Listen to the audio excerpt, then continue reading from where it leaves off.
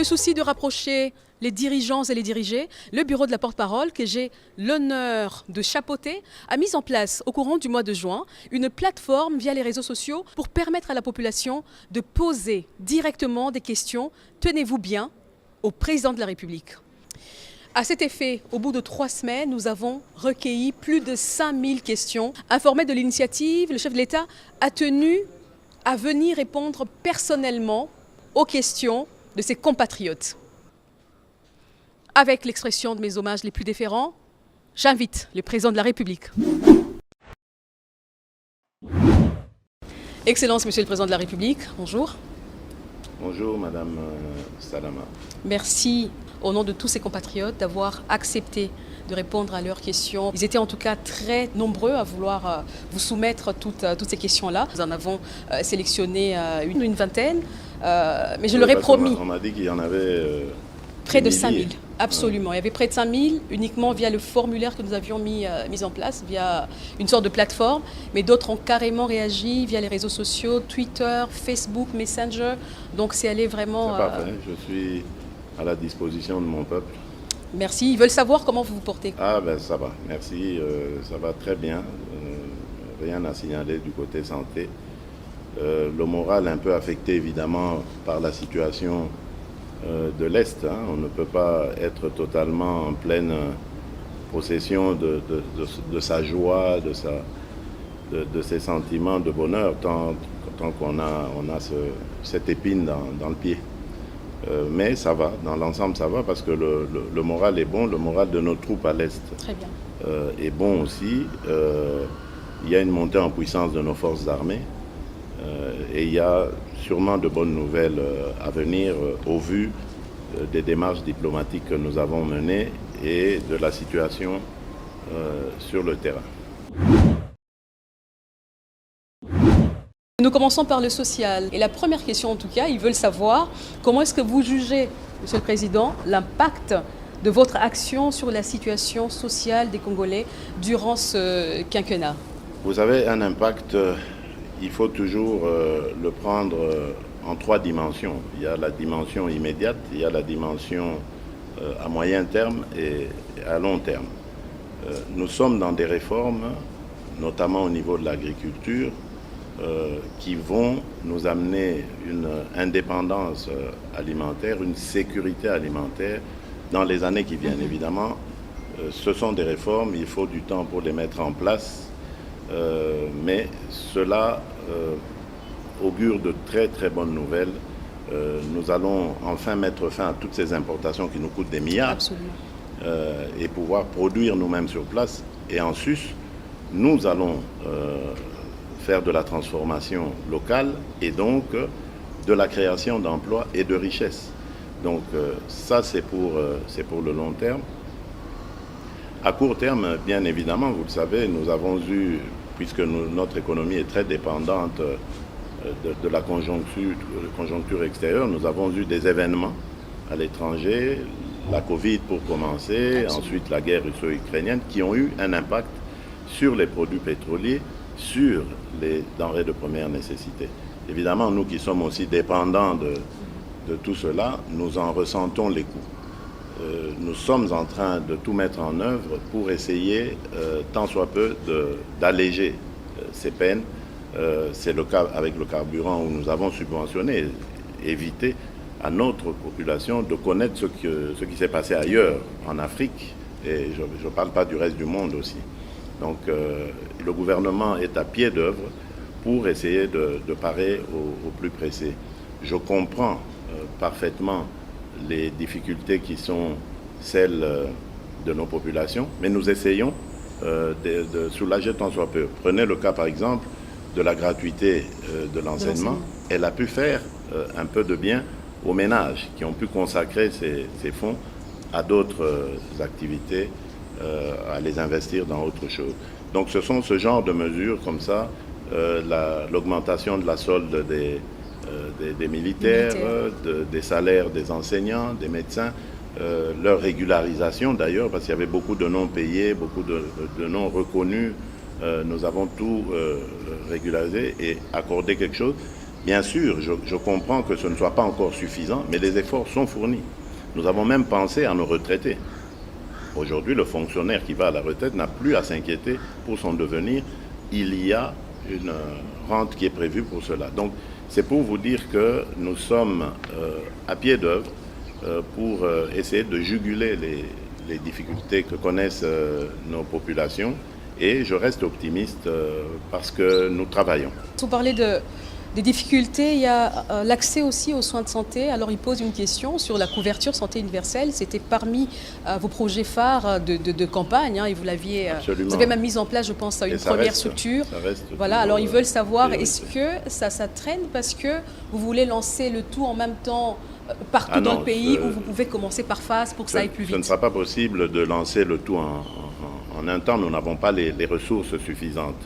Mais nous avons déjà mobilisé certaines ressources pour commencer avec la catégorie mère-enfant et qui permettra d'avoir des accouchements gratuits et même des consultations prénatales et postnatales. Mais ça a commencé dans certains hôpitaux. Petit à petit, nous allons l'étendre sur tout l'ensemble de la République. Le but étant évidemment de rendre gratuit l'accès aux santé pour tous les Congolais. Alors la loi sur la vente en détail par les opérateurs étrangers souffre toujours de son application, ce qui étouffe le commerce, ou on va dire les petits commerces nationaux. Alors qu'est-ce que vous comptez faire pour y remédier? C'est un problème qui dure. Je comprends parfaitement, mais vous savez, il y a plusieurs paramètres qui concourent à ça. C'est un problème qui touche au climat des affaires, mais pas seulement. Il touche également à l'administration. Vous voyez, nous venons de lancer l'identification de tous les Congolais. Cela nous permettra de résoudre énormément de problèmes, notamment en ce qui concerne le sujet que vous avez évoqué, de sortir de l'informel pour le formel. Parce que dans beaucoup de ces compatriotes qui se plaignent de concurrence déloyale étrangère dans le petit commerce, alors il faut régulariser tout ça, voir clair et pouvoir s'y pencher. J'en ai parlé au mois d'avril de cette année en Conseil des ministres pour donner des instructions. Un atelier devait être organisé d'ailleurs par le ministère de l'économie à ce sujet et à ce moment-là, nous aurons les indications nécessaires pour pouvoir prendre les mesures qu'il faut afin de protéger nos petits commerçants. Mais à eux aussi, je leur demanderai de se faire identifier le moment venu, hein, parce que la campagne va bientôt commencer pour l'identification de la population, parce que c'est ainsi que l'État pourra prendre en compte leurs desiderata et surtout protéger leurs intérêts vis-à-vis de ces commerçants véreux qui grappillent sur leur part.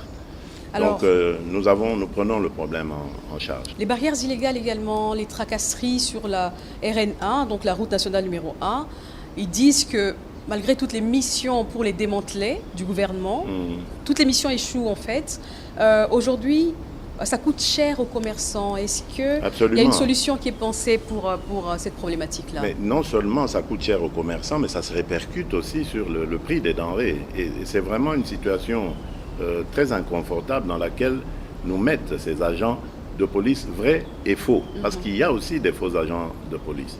Donc j'ai déjà eu à m'entretenir avec, je pense que c'est le prédécesseur de l'actuel ministre de l'Intérieur, pour que l'on redouble de vigilance, mais surtout d'action, afin de mettre fin à ces tracasseries. Et nous n'excluons pas non plus de faire recours à la technologie. Je pense ici par exemple à des drones qui couvriraient des axes entiers pour surveiller évidemment la circulation dessus. Donc nous sommes en train d'envisager plusieurs solutions, le but étant vraiment d'y mettre fin. Parce que c'est vraiment une situation qui nous met tous en difficulté et ça ne peut pas continuer comme ça. Mais nous mettrons tout le monde dans le jeu, y compris les notabilités locales. Hein, je pense ici au chef traditionnel, pour que tout le monde puisse signaler en temps réel ce genre d'obstruction et que l'intervention de la hiérarchie puisse aussi se faire assez rapidement afin de de pénaliser évidemment ces contrevenants à la discipline de la police. Une autre question, Monsieur le Président. Le service national est susceptible de créer des emplois de masse.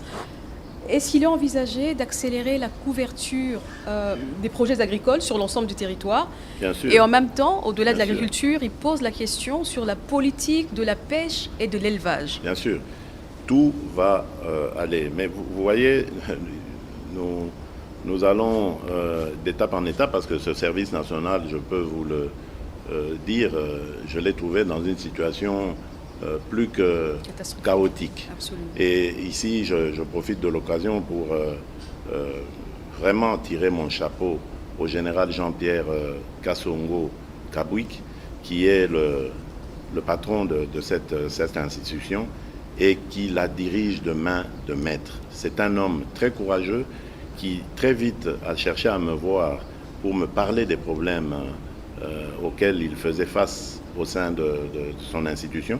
Et nous avons travaillé de pair à les juguler. Et aujourd'hui, je suis heureux de voir que nous avons énormément de travailleurs repris d'ailleurs. Certains étaient parmi les Koulouna que l'on déplore aujourd'hui, oui, absolument. repris de ces milieux-là, complètement métamorphosés et qui aujourd'hui servent l'État. On s'est lancé dans cette aventure vers la fin de l'année 2020 et voilà où nous en sommes aujourd'hui. Et je peux vous dire que dans tous les camps militaires, le prix du sac de farine est resté le même, c'est-à-dire hors concurrence, vous ne trouverez jamais ce prix sur le marché.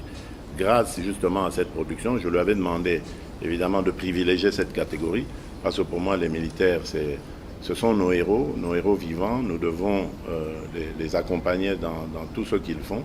Et donc j'avais demandé qu'on privilégie cela. Et voilà que au niveau de la production agricole, ça se passe très bien parce que à côté du maïs, il y a le riz aussi. Et il va maintenant commencer la pisciculture. Voilà.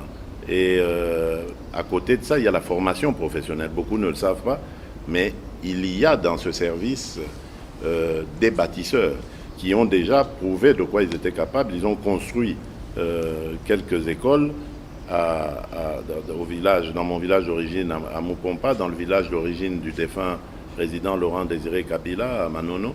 Donc ils ont fait comme ça leurs preuves et ça va continuer. Nous allons ouvrir d'autres antennes à travers la République, en plus de Kanyama-KCC, donc pour que le service national soit vraiment une institution qui réponde aux aspirations des Congolaises et des Congolais. Et moi, je me fais même une petite idée. Vous savez, dans d'autres pays, il y a eu, surtout dans les pays occidentaux, après la Seconde Guerre mondiale, le service militaire. J'y pense secrètement, à une sorte de service national, mais qui serait aussi obligatoire. Oui, obligatoire à tout jeune qui terminerait ses secondaires avant d'aller à l'université ou de faire autre chose.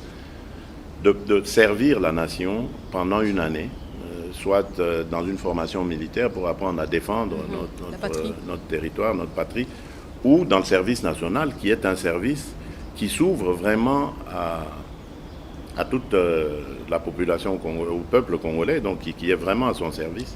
Et ainsi, on pourra apprendre à être patriote et surtout à aimer son prochain, à servir son prochain. C'est vraiment une vocation qui en vaut vraiment la peine. Alors la dernière question de cette thématique économie et sociale concerne la justice. Il parle de l'impunité qui encourage l'immoralité dans l'action publique, surtout des mandataires. Alors comment est-ce que vous comptez renforcer la justice sur les dénonciations de corruption qui restent souvent sans suite? Oui, là je vous dis, je pense que s'il y a un bémol à mettre sur mon bilan, je crois que c'est celui-là. Si il m'était demandé de le faire, je ne suis vraiment pas satisfait du bilan, jusqu'ici en tout cas, récolté dans la justice. J'ai beaucoup compté sur le pouvoir parce que je me dis, comme dans la Bible, c'est la justice qui élève une nation. Malheureusement, dans notre cas, la justice détruit notre nation. J'ai tout mis en œuvre pour essayer de faire comprendre, surtout aux chefs des corps, mon intention, ma vision. Et en fait, ma vision, c'est de dire, voilà, c'est vous qui connaissez votre métier, exercez-le consciencieusement, tel que vous l'avez appris de vos précepteurs. Mais malheureusement, je n'ai pas l'impression que nous sommes toujours sur le même diapason. Et nous récoltons souvent la critique de l'opinion de manière injuste, qui pense que, par exemple, je prends comme ça un cas, lorsqu'on met quelqu'un en prison préventive en attendant son jugement et qu'après on le libère, on pense toujours qu'il y a une intervention de l'État. Madame, je peux vous le dire, devant Dieu, je ne suis intervenu dans aucun cas de ce pays pour demander l'arrestation ou la libération de quelqu'un. Jamais. Parce que je veux que la justice soit indépendante. Moi, je crois que nos institutions doivent toutes être libres d'exercer leur pouvoir sans qu'il y ait de contraintes venant de la hiérarchie ou de qui que ce soit. Et donc je pense ici que cette justice a besoin de réforme. Je viens de vous donner le cas d'arrestation préventive. Sous d'autres cieux, on parle parfois de mise en examen. Pourquoi est-ce qu'on ne le voit pas ici? Au lieu d'arrêter quelqu'un et de le jeter comme ça en pâture dans l'opinion, faire quoi? Parce que dès qu'on arrête quelqu'un, pour le commun des Congolais, il est coupable. Il est coupable. Absolument. Et lorsqu'on le reverra demain dehors, on va dire il a corrompu. Exactement. Ça peut être vrai, ça peut être faux, mais dans tous les cas, ça jette un discrédit sur la justice. Donc il faudrait une réforme. J'ai demandé des études sérieuses là-dessus. Je crois qu'elles sont même prêtes. Dans les jours qui viennent, je vais vraiment faire une sortie avec le Conseil supérieur de la magistrature pour les rencontrer et voir comment nous pouvons mettre en œuvre ces réformes. Évidemment, parmi eux, il y a de braves gens, il y a de braves femmes, il y a de braves hommes, je n'en disconviens pas, mais j'ai l'impression que tout le monde semble être dépassé par la force du mal qui est cette corruption, qui jette un discrédit finalement sur nous tous, parce qu'on pense, l'opinion pense que nous y avons tous à voir là-dedans. Et pourtant, je compte sur la justice, parce qu'il n'y a pas mieux qu'elle pour juguler les antivaleurs qui ont mis à mal notre économie, l'image du pays, etc. Et même pour les investisseurs, pour qu'ils viennent en toute assurance dans ce pays, ils doivent pouvoir compter sur une justice qui est impartiale, qui est objective.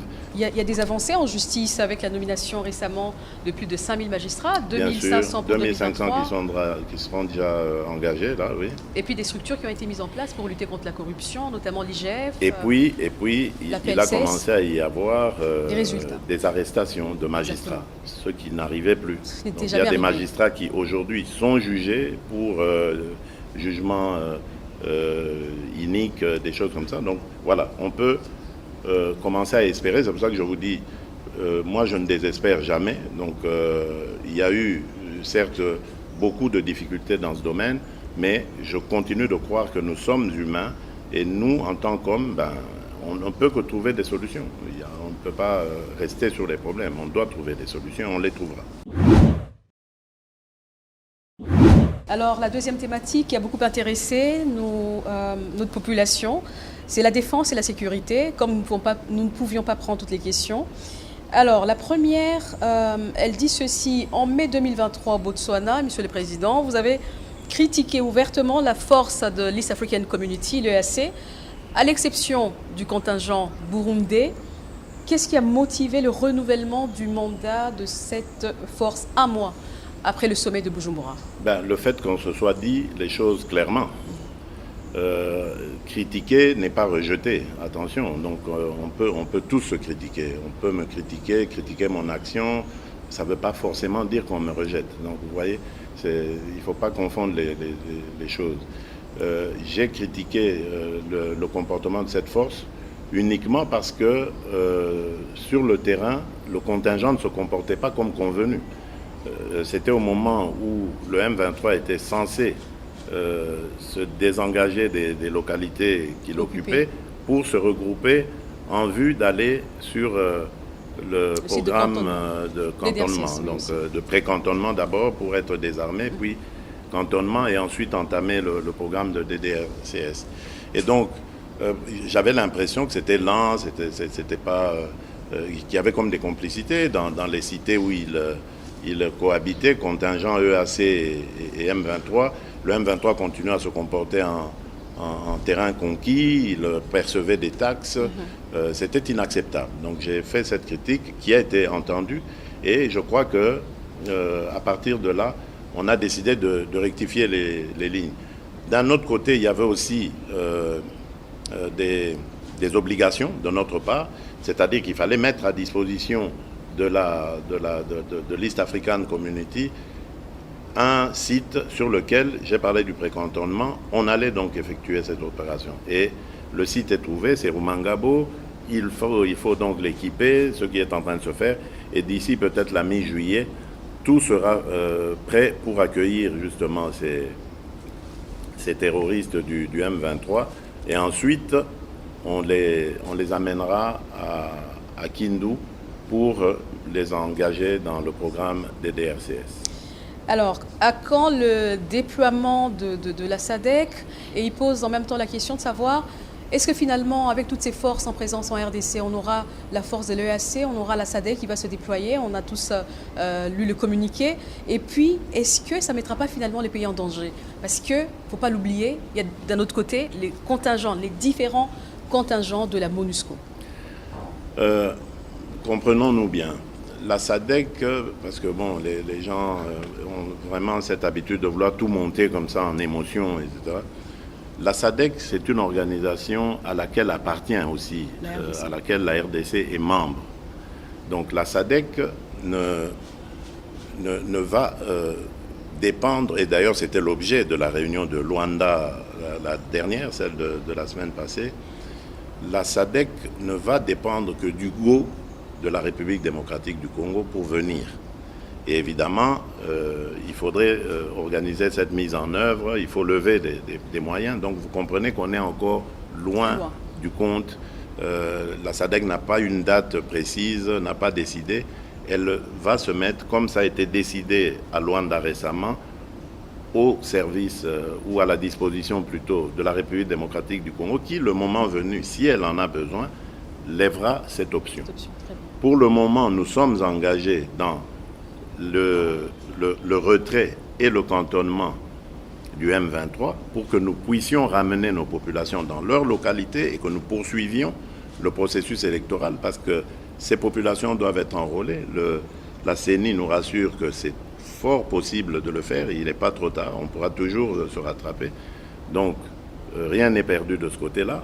L'essentiel étant d'abord le retrait et le cantonnement du M23. Ensuite, nous verrons. Tout ça, ce sont des questions, des préoccupations des Congolais, je comprends, mais les Congolais doivent apprendre à nous faire confiance.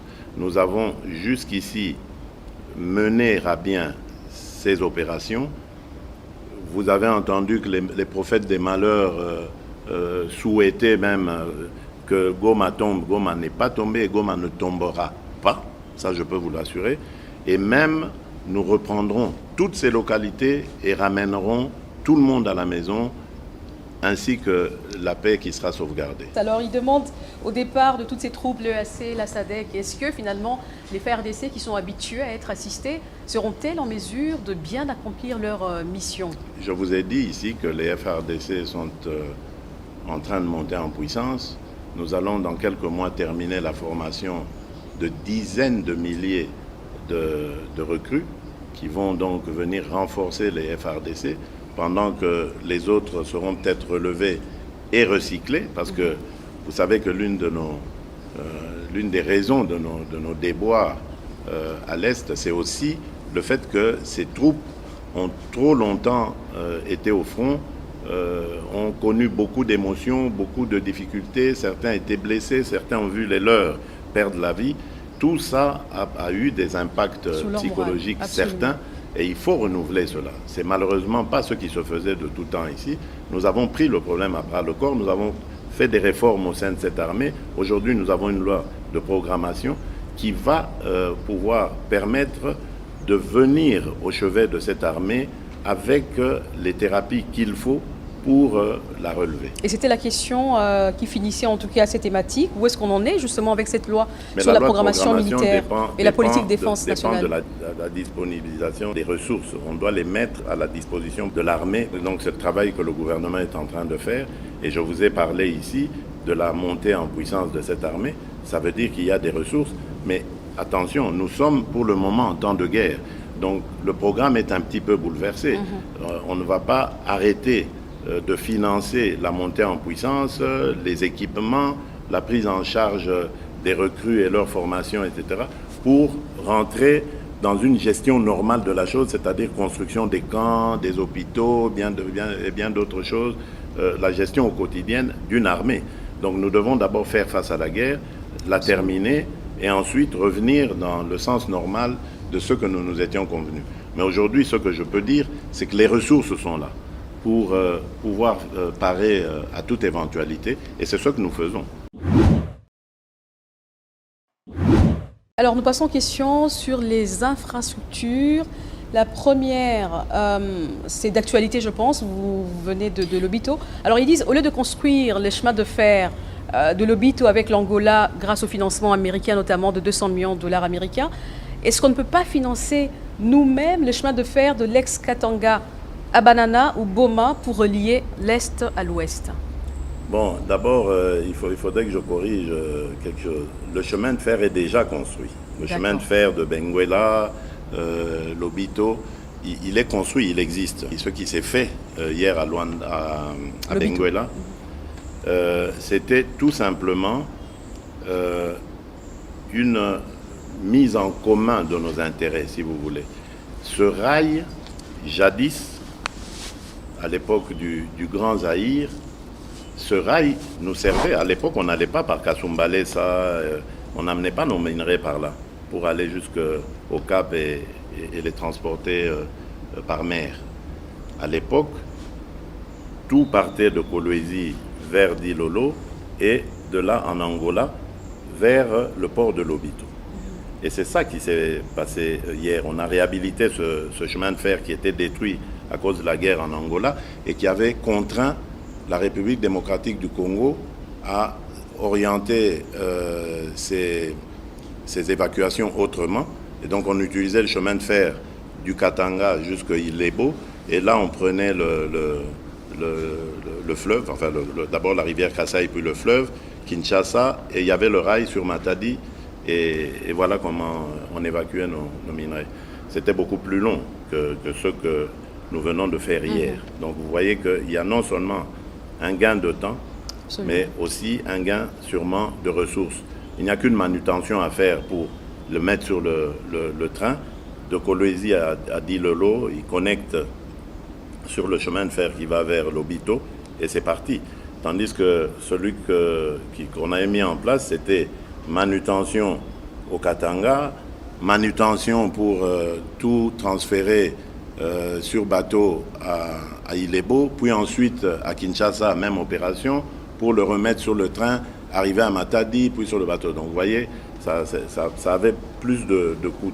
Donc ici, je crois que c'est une très bonne opération qui s'est effectuée là. Nous venons d'ailleurs aussi de marquer des points en ce qui concerne l'intégration régionale. Vous savez que je suis très engagé sur ce genre de coopération avec nos voisins. Absolument. Et ici, nous gagnons et l'Angola et la Zambie comme partenaires dans ce projet. Et ça fera que le bonheur de toutes les populations qui se trouvent aux alentours, et même au-delà, parce que les répercussions en matière économique seront largement ressenties dans notre pays, à l'intérieur du pays. Alors une autre question, Monsieur le Président, est-il possible de construire surtout les routes de dessertes agricoles afin de permettre l'acheminement des produits agricoles et faciliter ainsi les échanges commerciaux, mais là plutôt entre provinces de la RDC? Mais bien sûr, je crois que les gens, nos compatriotes, je pense qu'ils n'écoutent peut-être pas assez, ou c'est nous qui ne communiquons pas suffisamment pour leur faire comprendre ça. Mais je vous donne juste l'exemple des 145 territoires, le programme de développement local. Mais c'est ça le but justement, c'est de créer cette intégration nationale qui fera que il y aura une facilité de circulation des biens et des personnes à l'intérieur de notre pays et d'une entité à une autre, sans devoir passer forcément par des chefs-lieux de province, etc. Donc le but, dans le programme 145 territoires, il y a un volet important, infrastructure.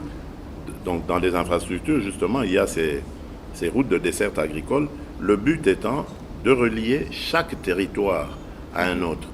Et ainsi, on va réussir comme ça une sorte d'intégration nationale qui fera que les territoires pourront échanger entre eux. Et pour cela, il y a déjà des convois d'engins qui sont en train d'arriver, mais il y en aura encore plus. Il y en a quelques milliers qui arrivent pour les infrastructures routières et autres, mais également pour développer l'agriculture. Alors justement, je ne sais pas si vous avez une idée, il demande combien de kilomètres de routes ont été asphaltés ou construits depuis. Il y a eu beaucoup de routes qui ont été faites, beaucoup qui ont été réhabilitées, beaucoup qui sont en projet. Cours, je pense à Kalamba-Mbouji, je pense à cette route qui va relier le Kasaï oriental au sud Kivu, je pense à la grande route qui va partir de Beni jusqu'à Kisangani. Donc vous voyez un peu tout ce que nous pourrions avoir à Kinshasa comme retombées agricoles de ces zones très riches en denrées agricoles. Donc voilà, il y a des grands projets comme ça qui sont en train d'être finalisés déjà. Pour celui de Beni Kisangani, je crois que les études sont en train d'être faites maintenant. Celui de Mbujimaï à Bukavu, je crois que les études ont été faites, c'est la Banque mondiale qui va s'en occuper. Celui de Kalamba-Mbouji qui part de la frontière avec l'Angola et qui rentre jusqu'à Kananga, jusqu'à relier la nationale 1 qui vient de l'ex-Grand Bandundu, qui passe par Tikapa et qui va vers Mbujimaï et autres. Voilà. Donc il y a de grands axes comme ça qui sont en train d'être faits, mais on n'a pas le temps de s'arrêter, comment j'allais dire, de se réjouir de nos petites victoires. Nous devons travailler. Le gouffre est tellement profond, le gouffre dans lequel le pays s'était enfoncé. Nous n'avons pas le temps de célébrer, de savourer nos petites victoires. Le peuple a besoin encore davantage de résultats, de prise en compte de ses intérêts, et nous sommes concentrés sur ça. Alors à quand la construction des grands centres médicaux pour chaque province, mais vraiment des hôpitaux, 200 lits avec des équipements de pointe? Voilà, une fois de plus, là aussi c'est une question de ressources. Et nous avons dû faire un choix. Nous avons pensé que économiquement, il serait rentable de réhabiliter celles qui sont. Bien que, c'est vrai, comme dans le cas du camp Tchatchi, c'était en réhabilitant que nous avons vraiment construit quelque chose de beaucoup plus grand. C'était un petit dispensaire, mais que j'ai voulu voir plus grand, mais rien que pour rendre hommage à nos soldats. Mais ailleurs, c'est de la réhabilitation. Mamayemo, par exemple, vous allez voir, il va être construit un grand complexe. C'est vrai que c'était déjà un grand hôpital, mais là, on va le moderniser et le faire en hauteur pour gagner plus d'espace et de place aussi. Ailleurs, c'est de la réhabilitation que nous avons faite parce que justement, les moyens ne suivent pas encore.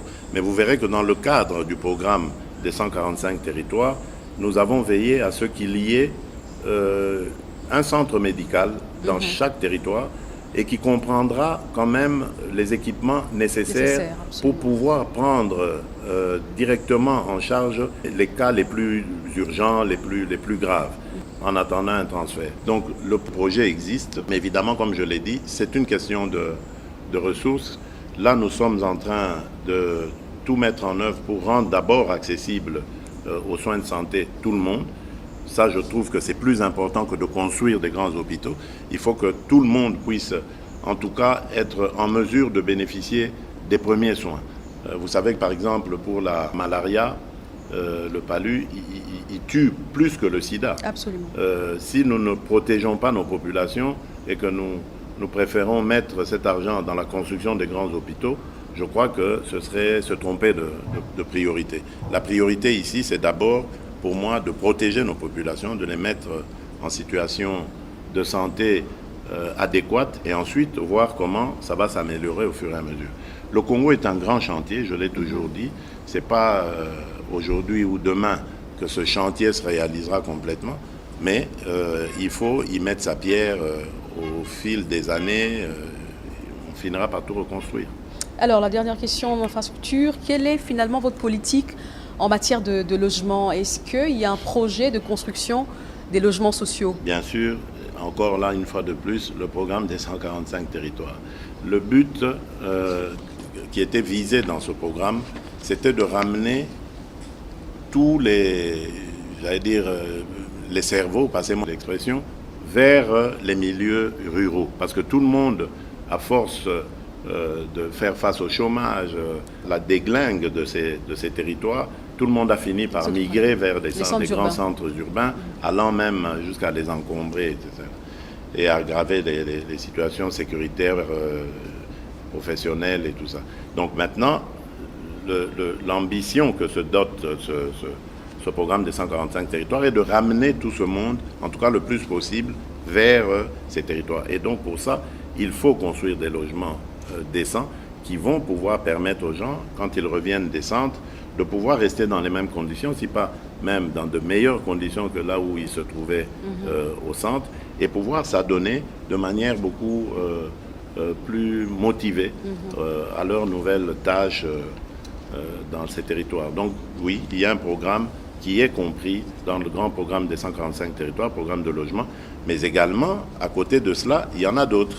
Hein, vous savez que j'ai récemment, dans un des conseils de ministres, demandé à ce qu'on relance, on réhabilite l'industrie de fabrication de maisons préfabriquées qui se trouve à Kisangani, qu'on le réhabilite, qu'on réhabilite cette usine, parce que c'est une usine qui a coûté cher à l'État et qui ne sert plus à rien aujourd'hui, qui peut non seulement créer de l'emploi, mais aussi construire des logements. Donc il y a comme ça plusieurs secteurs dans lesquels nous allons nous pencher pour relancer justement ce logement. Des questions sur la diplomatie, on avait beaucoup également, Monsieur le Président. La première, après tous ces voyages à l'étranger, quelles en sont les retombées finalement sur le plan socio-économique pour le pays et pour la population? Bon, le plan socio-économique, vous n'aurez jamais, même s'il n'y en avait qu'un seul, vous n'aurez jamais un voyage qui vous ramène immédiatement des retombées. C'est pas, ça ne se mesure pas comme ça, j'allais dire.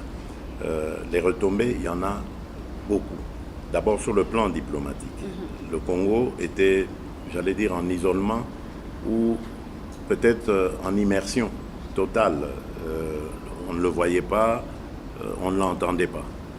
À telle enseigne que lorsque nous avons commencé à dénoncer récemment ici, après l'agression rwandaise, les vraies intentions du Rwanda, nos interlocuteurs semblaient découvrir pour la première fois ou entendre pour la première fois ce genre de choses. Ça veut dire que le Congo avait cessé d'être présent. Nous le voyons aussi lorsque aujourd'hui nous parlons d'environnement. Vous savez que le Congo se présente aujourd'hui comme le pays solution aux problèmes de réchauffement climatique. Eh bien, le Congo était resté aphone pendant toutes ces années. Et c'est pas mal de dire que c'était le Congo d'en face et le Gabon qui avait pris le lead dans ce domaine en ce qui concerne le bassin de la forêt du Congo. Donc, alors que nous sommes, nous, propriétaires au moins de 65% de ce massif forestier. Donc, c'est quand même étonnant que nous soyons restés comme ça, absents de tout ça. Idem pour les minerais stratégiques, grâce auxquels aujourd'hui on va avoir une transition énergétique, transition industrielle. Le Congo était absent alors que c'est l'un des leaders mondiaux dans ce domaine.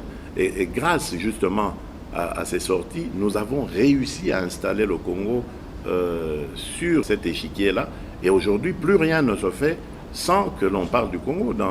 Je pense le mois prochain, nous allons recevoir ici deux leaders de deux grands pays, deux des plus grands avec le Congo, qui sont propriétaires de grandes forêts, donc l'Amazonie, la forêt en Indonésie et la forêt équatoriale. Donc le Brésil, l'Indonésie seront ici le mois prochain pour justement montrer leur solidarité avec la RDC, mais à travers la RDC aux autres pays qui appartiennent au même bassin du fleuve Congo, qui vont maintenant nous permettre de pouvoir parler d'une seule voix et de défendre nos intérêts. Nous sommes aujourd'hui, nous représentons le poumon du monde. Des engagements ont été pris à cet effet pour aider justement ces pays qui captent le carbone rejeté par les pays industrialisés, etc. Mais rien n'est fait. Donc tout ça va nous permettre de devenir beaucoup plus forts et de parler d'une seule et même voix et une voix intelligible aussi. Et de faire. Alors, vous voyez, toutes ces sorties ont servi à cela. À côté de cela, évidemment, il y a l'aide au développement qui a été renforcée. Aujourd'hui, la Banque mondiale a accru son soutien à la République démocratique du Congo, grâce non seulement à notre bonne gouvernance, on pourra en parler si vous voulez, mais surtout aussi grâce à ces contacts qui ont attiré leur attention pour leur dire attention, quelque chose est en train de se passer aujourd'hui en République démocratique du Congo. Nous sommes en train de changer de narratif, nous voulons changer de paradigme, mais nous voulons pour cela que vous nous accompagniez par les transferts de technologie, le savoir-faire, mais également, peut-être, pourquoi pas, aussi par vos soutiens qui vont nous permettre d'accroître nos efforts. Et vous avez vu que grâce à tout cela, aujourd'hui, nous avons un budget qui a quadruplé, nous avons des agences de notation qui ont grimpé la côte de la République démocratique du Congo. Nous sommes en train de finir le programme avec le FMI. Nous allons très bientôt envisager la 5e revue. Madame, ça n'a jamais été fait depuis que le Congo est Congo indépendant, et même en passant par le Zaïre, jusqu'à maintenant, on n'est jamais arrivé à 5 revues avec le FMI. Ça s'arrêtait toujours à 4 dans le meilleur des cas. Aujourd'hui, on est à 5 et on va les continuer si c'est possible. Donc, c'est clair que les choses se passent autrement en République démocratique du Congo aujourd'hui, et c'est grâce justement à ces sorties. C'est vrai, j'entends souvent les gens dire oui, mais c'est pas la Banque mondiale, c'est pas le FMI qui n'ont jamais aidé un pays à se développer. C'est vrai, mais c'est pas ça d'ailleurs leur objectif, ça n'a jamais été leur ambition. Ils se mettent aux côtés des États pour les accompagner en fixant ensemble avec ceux-ci les règles du jeu. Et ensuite, lorsque toutes ces revues se terminent, un programme est conclu. Et cela permet à cet État-là de devenir encore plus crédible aux yeux des autres. Et donc de s'ouvrir des lignes de crédit qui vont lui permettre alors à ce moment-là de se développer, parce que l'ayant suivi pendant un certain nombre d'années, on s'est rendu compte qu'il est maintenant capable de se prendre en charge et de financer son développement. C'est pour ça que nous nous étions à fond lancés dans cette aventure qui aujourd'hui est en train de nous donner des fruits, que Dieu en soit loué. Alors, il y a tellement de choses à dire sur la diplomatie. Récemment, vous avez été en Chine, Monsieur le Président, c'est une première. Ils veulent savoir, les Congolais en tout cas, beaucoup ont posé des questions sur la Chine, sur votre voyage. Est-ce qu'il y a des bénéfices? Est-ce qu'il y en aura? Mais il y a déjà des bénéfices avec la Chine, déjà de tout temps. Enfin, la Chine, c'est un partenaire depuis 50 ans. Hein. Notre partenariat n'a pas commencé aujourd'hui. Quand vous voyez le Palais du Peuple, le Stade des Martyrs, voilà, ça sont des retombées de nos relations avec la Chine. Mais je vais vous dire simplement comment est-ce que l'idée de ce voyage est née et que la Chine a amicalement accepté de m'inviter. C'est simplement parce que je me faisais du souci au regard de ce que nous avons récolté comme partenariat. Vous savez que depuis quelques années, il y a une sorte de contrat signé avec des entreprises privées chinoises. Absolument. Dont le but était minerai contre infrastructure. Sicomine notamment. Voilà, mais quand on a fait le constat, et l'IGF d'ailleurs est à ce sujet une référence qu'il faut vraiment prendre en compte, et c'est celle-là que j'ai pris en compte, on se rend compte en fait que le Congo n'a rien gagné de tout ça. Au contraire, c'est quelques individus congolais. Et la Chine, elle est restée dans le respect de ses engagements. Elle a eu les minerais comme il se devait. Donc, il s'est passé des choses pas correctes qu'il fallait revoir. Et c'est ce que j'ai fait comprendre à nos amis chinois qui l'ont parfaitement compris. Je leur ai fait comprendre également que la République démocratique du Congo ne veut plus servir uniquement de terres d'extraction.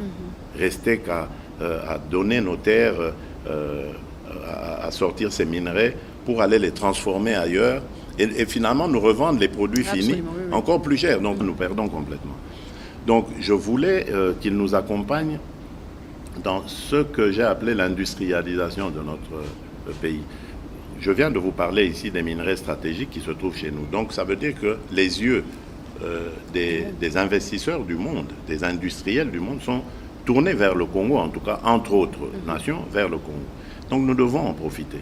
Nous devons jouer sur ça pour que cette industrialisation non seulement se réalise, surtout la nouvelle industrialisation dont on parle aujourd'hui, l'industrie propre, l'industrie verte, qu'elle se réalise en partenariat évidemment avec ces pays, ces grandes nations, investisseurs, et la Chine en fait partie, pour que nous allions dans une sorte de partenariat gagnant-gagnant, que la République démocratique du Congo se retrouve avec ses industries, ses emplois créés, sa richesse créée, et que les partenaires chinois se retrouvent aussi dans leurs investissements, parce que nous allons développer la chaîne de valeur, si pas la totalité de cette chaîne de valeur en République démocratique du Congo, en tout cas une partie importante de celle-ci, quitte à, dans ce partenariat, se retrouver tous heureux.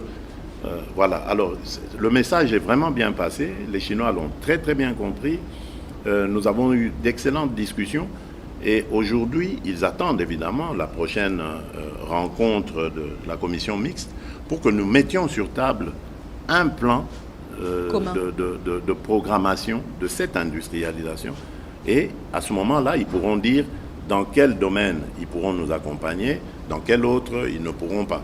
Donc c'était ça le but.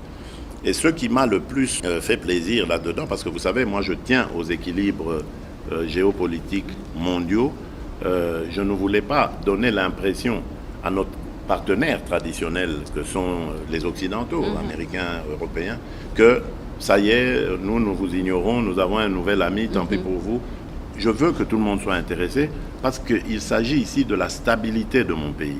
Je veux que ce pays soit stable, définitivement stable, et que nous soyons vraiment tournés vers notre développement. Et voilà pourquoi, dans ce que nous nous sommes dit avec le partenaire chinois, il y a aussi la possibilité, s'ils le désirent, européens et américains, de les approcher, de les intégrer dans ces projets. Et c'est ça que j'ai beaucoup apprécié, cette souplesse de la part des Chinois qui me convient parfaitement. Alors, une question. Est-ce qu'on ne devrait pas rompre finalement, mais complètement, nos relations diplomatiques avec le Rwanda? Vous savez, j'ai toujours eu une approche différente de certains de mes compatriotes que je trouve beaucoup plus, passez-moi l'expression, peut-être extrémiste, enfin, mais je comprends leurs sentiments. Il faut toujours faire la part des choses entre le régime Kagame et le peuple rwandais. Absolument. Le peuple rwandais est un peuple frère. Ce peuple restera toujours aux côtés, en tout cas au Rwanda, pays à côté de la RDC. Absolument. Donc, pourquoi rompre les relations avec ce peuple? Ça n'aura aucun sens. D'abord parce qu'il y a déjà des mariages qui se sont faits, il y a des échanges économiques qui se font, commerciaux qui se font. C'est impossible. Donc, vous le faites, vous condamnez des centaines de milliers, voire peut-être des millions de gens à la famine à cause d'un individu et de son régime. Non, je ne crois pas que ce soit la solution, celle de rompre les relations diplomatiques. Je pense simplement que nous devrions continuer à mettre la pression diplomatique sur le régime de Kagame. C'est en train d'ailleurs de fonctionner.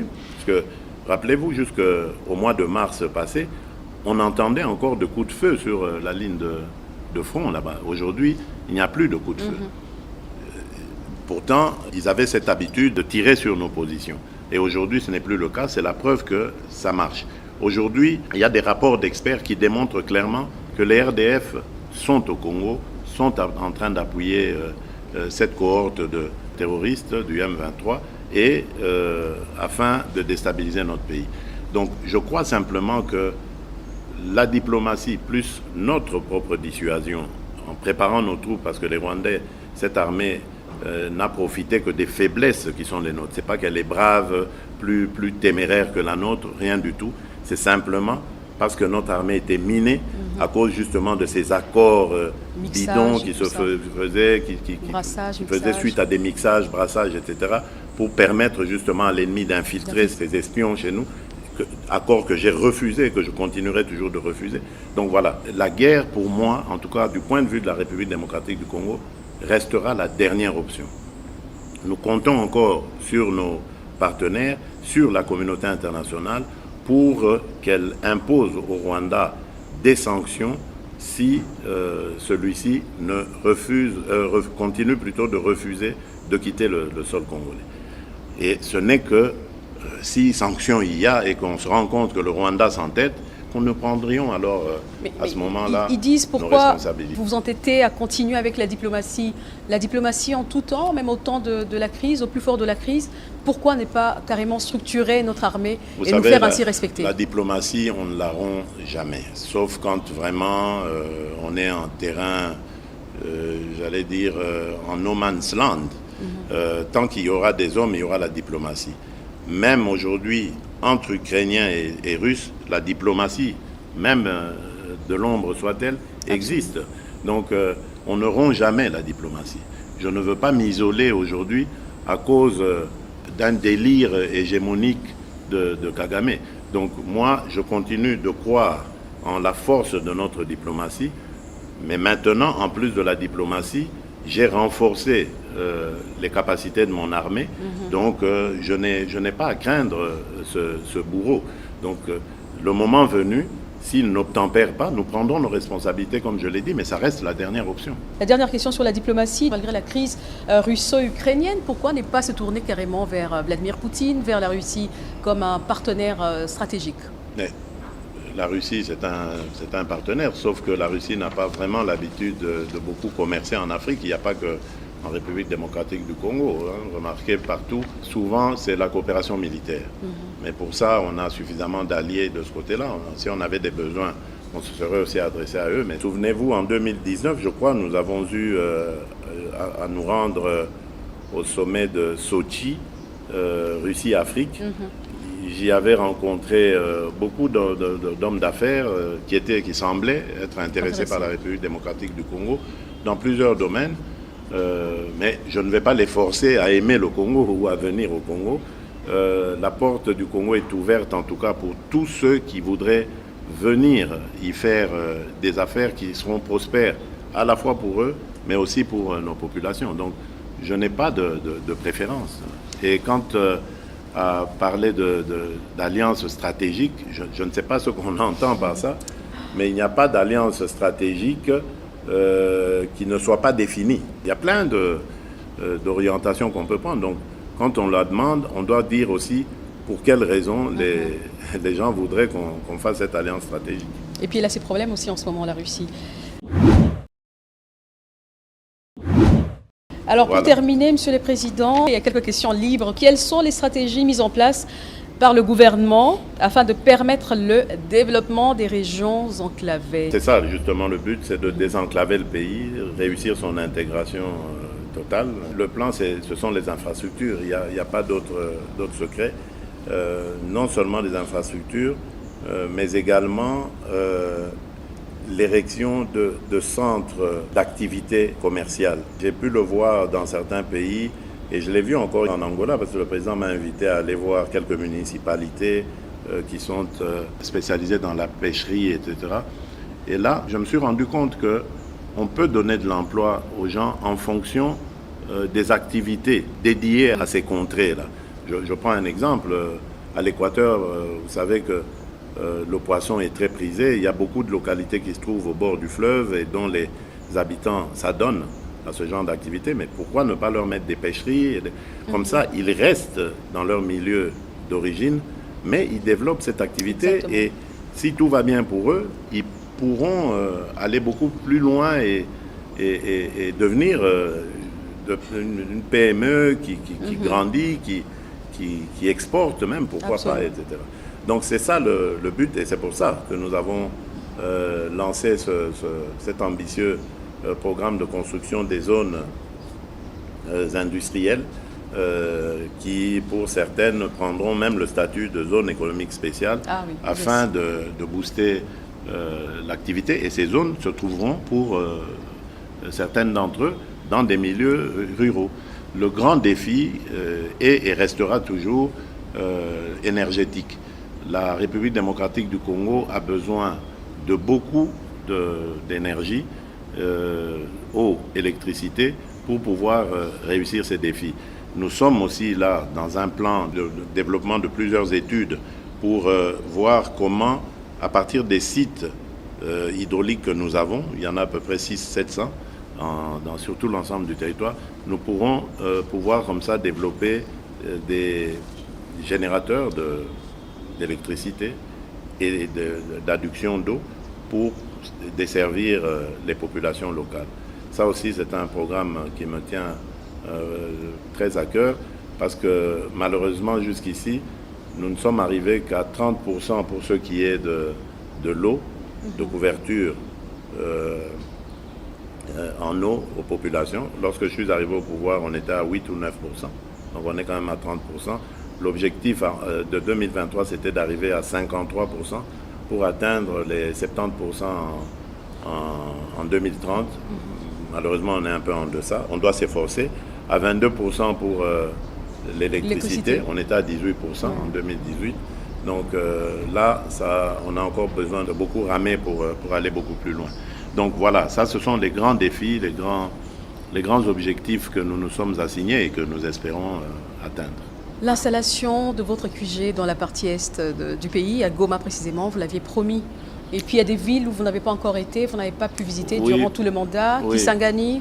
Vous savez, la technologie aujourd'hui nous permet d'être présents à plusieurs endroits en même temps ou à des endroits sans être là forcément. Il y a toujours une perception que vous avez lorsque vous aspirez à une fonction par rapport à lorsque vous êtes dans la fonction. Évidemment, devant le malheur de nos compatriotes à l'époque, lors de la campagne, je me suis dit, je viendrai m'installer ici. Mais lorsque j'accède à la fonction, je me rends compte qu'en tant que commandant suprême des forces armées de notre République, je n'ai pas besoin d'aller m'installer là-bas pour que les choses marchent.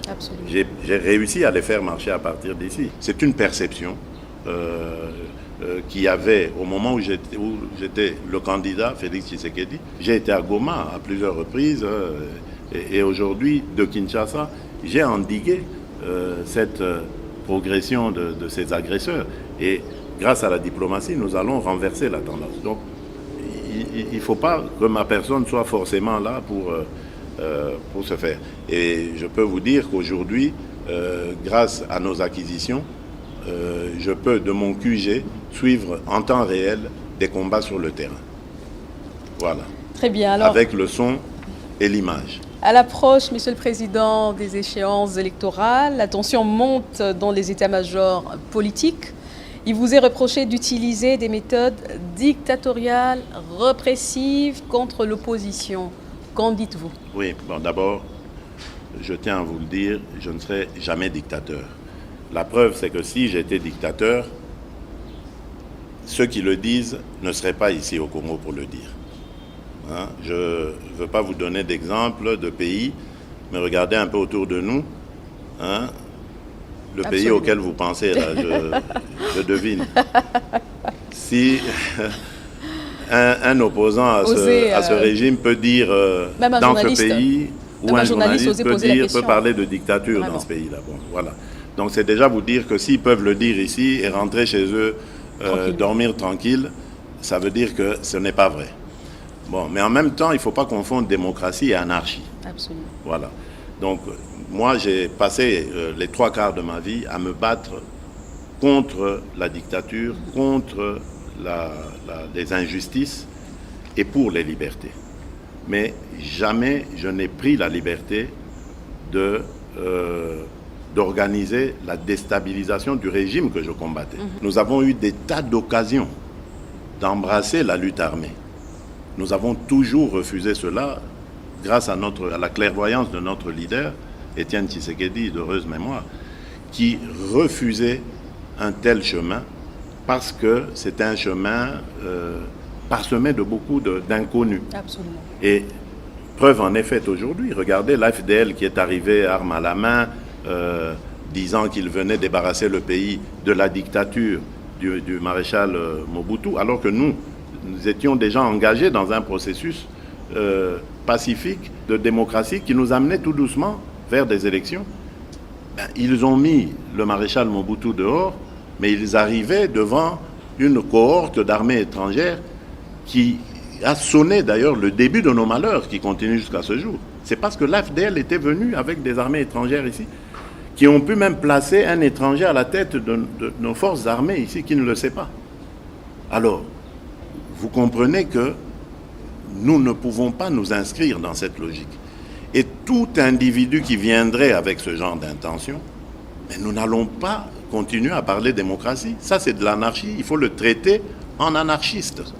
Et c'est ça que je disais. Et je ne vais pas le changer.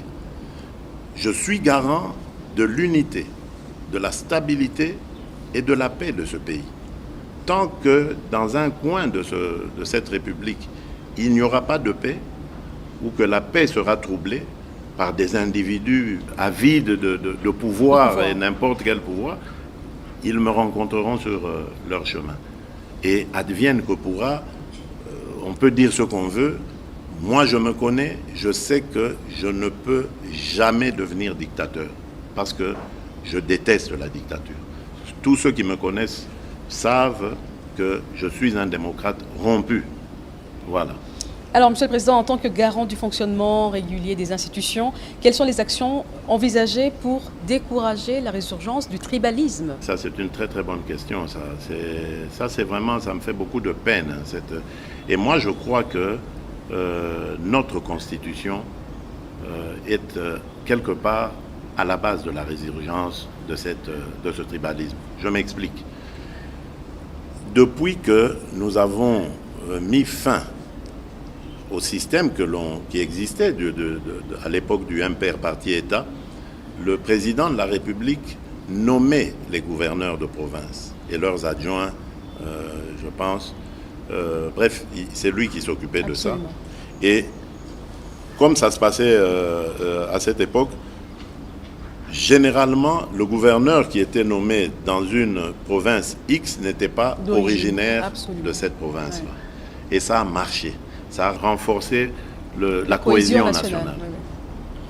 Aujourd'hui, on a laissé aux provinces le soin de s'occuper de cela, avec les lacunes qui sont les leurs. Aujourd'hui, nos provinces sont démunies. Les moindres sommes d'argent qui passent par là, tout le monde veut se les partager. On ne pense même pas à les investir dans le développement de la province. Donc, la course justement à ces petites sommes d'argent fait que ça exacerbe le tribalisme. On doit parler de clan, on doit parler de ceci pour que son candidat gouverneur passe, ainsi de suite. Ça a aggravé les divisions. À l'époque, on réfléchissait, quand on parlait, je prends un exemple, du Kasaï par exemple, Kasaï oriental, on ne voyait pas, quand on parlait d'un ministre du Kasaï oriental au gouvernement, mais les gens s'en contentaient, ils disaient, ah oui, voilà, on a un ministre au moins du Kasaï oriental. Mais aujourd'hui, ce n'est pas le cas. Quand vous parlez de ministre, oui, mais d'accord, oui, mais c'est un ministre du Kasaï, mais il est du territoire de Katanda. Nous, on en veut un pour Kabea-Kamwanga. Et c'est comme ça aussi dans les provinces que ça se passe. Et ça, c'est très dangereux. Moi, je suis vraiment pour ça, et je pense, si les Congolais me renouvellent leur confiance, je vais demander à ce que le Parlement revoie cela. Qu'on mette fin, peut-être pas au système des assemblées provinciales, parce qu'il faut quand même une représentation locale, une représentation provinciale, mais que l'on désigne les gouverneurs, comme en France on désigne les préfets. Et hier d'ailleurs, je posais la question à mon homologue angolais, lui aussi, dans leur pays, ils nomment les gouverneurs de province. Voilà, je pense que les gouverneurs de province sont des grands commis de l'État. Ça ne doit pas être des élus. Les provinces sont multiples, c'est très difficile. On peut comprendre qu'il y ait une assemblée provinciale. on peut demander à nos juristes de se pencher sur la question et voir comment on peut faire cohabiter ces élus qui vont surveiller la gestion de ce grand commis de l'État, qui doit rendre des comptes, parce que notre Constitution le dit, il est le représentant du président de la République dans la province, il doit rendre des comptes à la hiérarchie, mais il doit être désigné par celle-ci.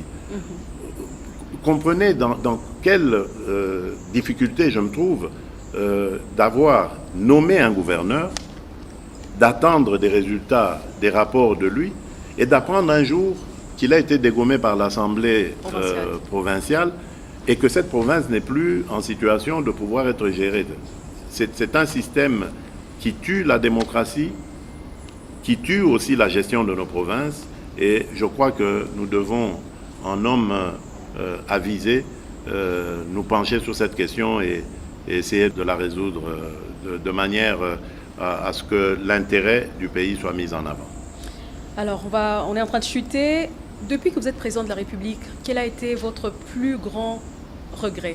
Et quelle a été votre plus grande joie ou votre plus grande réalisation, Monsieur le Président? Je vais vous étonner par le regret. C'est la fin de la coalition FCC Cash. C'est un regret parce que je m'étais vraiment investi là-dedans. Vous savez, je crois, moi, en la solidarité des Congolais. Je me disais, ces amis ont eu la gestion qu'ils ont eue. On peut en dire ce qu'on veut. Pour moi, c'est terminé, c'est du passé. Maintenant, on va expérimenter une nouvelle chose. Des gens venus d'une opposition farouche qui vont se mettre avec eux, qui vont avoir le lead pour essayer de changer les choses et leur montrer qu'on peut changer les choses pacifiquement, fraternellement, pour que le Congo gagne. Malheureusement, ils sont restés dans leur bulle. Ils ont cru que le pouvoir était fait que pour eux et que si eux n'étaient pas au pouvoir, ils n'avaient pas les manettes du pouvoir, et bien que le pouvoir ne devrait pas exister. Ben voilà. On en est arrivé à ce à quoi nous sommes arrivés, que vous connaissez, je ne veux pas y revenir. Et j'ai vraiment beaucoup regretté. Parce qu'on vivait une très belle expérience pour la première fois dans ce pays, une alternance pacifique. Un ancien chef d'État pouvait vivre tranquillement, vaquer à ses occupations dans son pays sans être inquiété. Et un nouveau chef d'État pouvait aussi vaquer aux occupations ou aux préoccupations de ses concitoyens pour le bien du pays. Malheureusement, ça n'a pas marché. Bon, on ne va pas faire éternellement le deuil, mais ça, c'est mon plus grand regret. Alors, ma plus grande satisfaction, c'est la gratuité, évidemment, la gratuité de l'enseignement, parce que ma grande joie, c'est d'avoir appris que beaucoup d'enfants, surtout des jeunes filles, ont pu regagner le parcours scolaire. Vous savez, madame, ça, les Congolais doivent le savoir, il n'y a que le Congolais qui va développer ce pays. C'est de ça que je suis parti, moi, pour proposer justement ma candidature au Congolais en 2018. Il n'y a que le Congolais qui va construire ce pays. Et pour que le Congolais construise ce pays, il doit être éduqué, il doit être en bonne santé et il doit être uni aux autres Congolais. Et l'éducation, elle doit être gratuite et accessible à tout le monde, hommes comme femmes.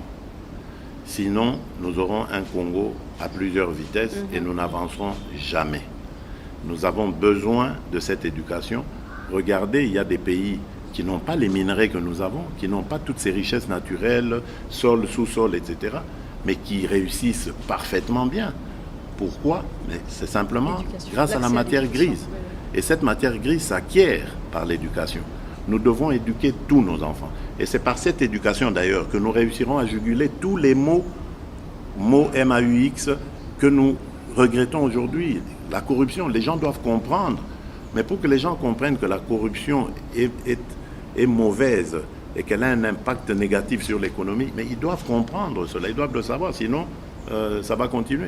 Donc il y a plein de mots que nous pourrions juguler grâce à l'éducation et donc nous tourner vers le développement de ce pays. Donc pour moi c'est une grande victoire, mais petite encore, parce qu'il n'y a pas tous les enfants congolais dans l'école. Et puis nous devons passer au secondaire aussi, qui doit devenir gratuit et peut-être même le niveau universitaire. Nous devons reprendre le système des bourses. À l'époque du MPR, Parti État, le Conseil exécutif gouvernement du pays finançait parfois certaines bourses. Nous devons revenir à ce genre de pratique. L'éducation, pour moi, c'est la clé numéro 1, devant les mines, devant l'agriculture, devant tout ça, pour développer ce pays. Si nous réussissons dans l'éducation, tout le reste va suivre parce que nous aurons des gens formés, des hommes et des femmes formés et capables de faire face à tous les défis qui se présenteront face à notre pays. Donc voilà. Alors la dernière question, vous avez dit, Monsieur le Président, que si les Congolais vous accordaient à nouveau leur confiance, si vous êtes réélu, quel sera votre cheval de bataille? D'abord, continuer le travail sur la justice, parce que comme je l'ai dit, la justice élève une nation. Moi, je suis devenu président de la République démocratique du Congo pour élever ma nation. Je veux d'un Congo fort, uni et prospère. Et ce n'est qu'en l'élevant qu'on arrivera à ce résultat. Donc, je vais continuer le travail pour crédibiliser la justice, la voir vraiment comme un vrai partenaire à mes côtés pour combattre les fléaux qui ont ruiné notre économie. Et bien sûr, je vais me tourner toujours vers le social parce que je viens moi-même d'une force politique qui met l'accent sur le social en priorisant le Congolais, le peuple d'abord. Et donc, je vais continuer. Je sais qu'il y a beaucoup à faire. Je ne veux pas non plus d'un peuple de dépendants, un peuple de gens qui sont assistés continuellement. Non. Quand je parle du social, c'est-à-dire de mettre dans mon pays les conditions nécessaires pour que tout le monde puisse aller à l'école, quand on est enfant, on est jeune, pour que tout le monde puisse avoir accès aux soins de santé lorsqu'on tombe malade, et pour que tout le monde puisse avoir un emploi décent et pouvoir subvenir aux besoins de sa famille. Donc voilà, donc c'est de ce Congo-là que je rêve, et je crois que ce Congo est possible. Il faut simplement que nous regardions les choses en face, que nous nous donnions la main en tant que Congolais, que nous mettions de côté nos divergences qui nous font reculer. Nous avons le droit d'avoir des divergences politiques, religieuses et autres, mais cela ne doit pas dégénérer en blocage.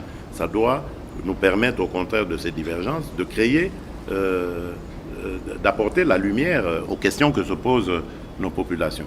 Donc voilà ce que j'attends des Congolais et que je compte faire avec eux si ils me renouvellent leur confiance. C'était un exercice qu'on a voulu, Monsieur le Président, de rapprocher le dirigeant des dirigés.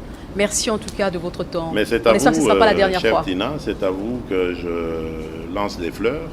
C'est la Merci, preuve Excellence. encore que la dame au Congo, il faut compter avec elle. Merci. C'est votre initiative, je dois le dire.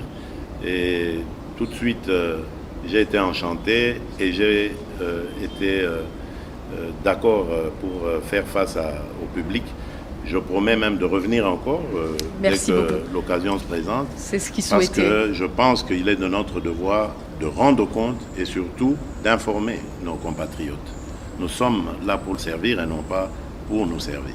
Merci, Monsieur le Président. Merci, Madame.